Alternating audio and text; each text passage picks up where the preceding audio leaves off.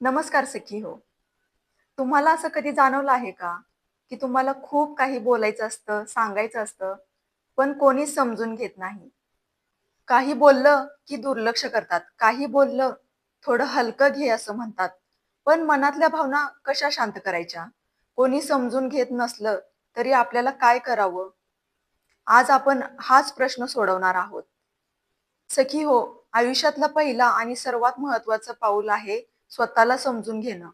कोणी समजत नसेल तरी आपण स्वतःशी प्रामाणिक राहिलो तर मन शांत राहतं. तुमचं मन काय म्हणतंय, काय वाटतंय हे ओळखा आणि त्याला स्वीकारा.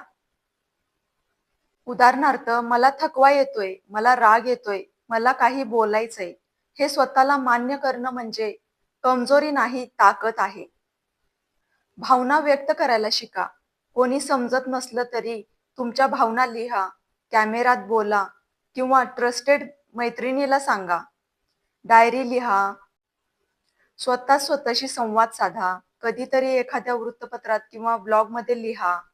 हे केल्याने मन हलकं होतं आणि मानसिक ताण कमी होतो. स्वतःची कदर करा. जेव्हा कोणी समजत नाही, तेव्हा आपण स्वतःवर विश्वास ठेवायला हवा. माझी भावना खरी आहे, माझं दुःख खोटं नाही. हे ओळखून स्वतःला स्वीकारा. आपण स्वतःशी जसे वागतो, तसंच जग आपल्याला अनुभवायला शिकवते.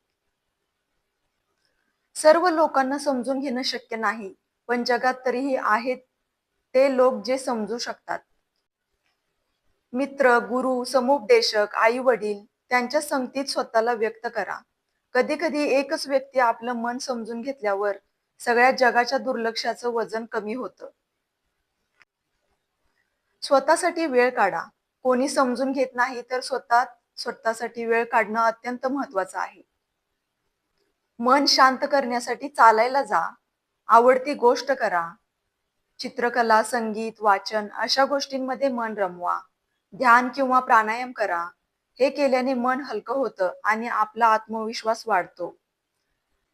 सकारात्मक दृष्टिकोन ठेवा. कोणी समजत नसलं तरी दुसऱ्यांच्या दुर्लक्षामुळे तुमचं मूल्य कमी होत नाही. आपण किती प्रयत्नशील आहोत, किती संवेदनशील आहोत, हे महत्त्वाचं आहे. जगातील प्रत्येक व्यक्ती समजू शकत नाही, पण तुम्ही स्वतःला समजून घेऊ शकता.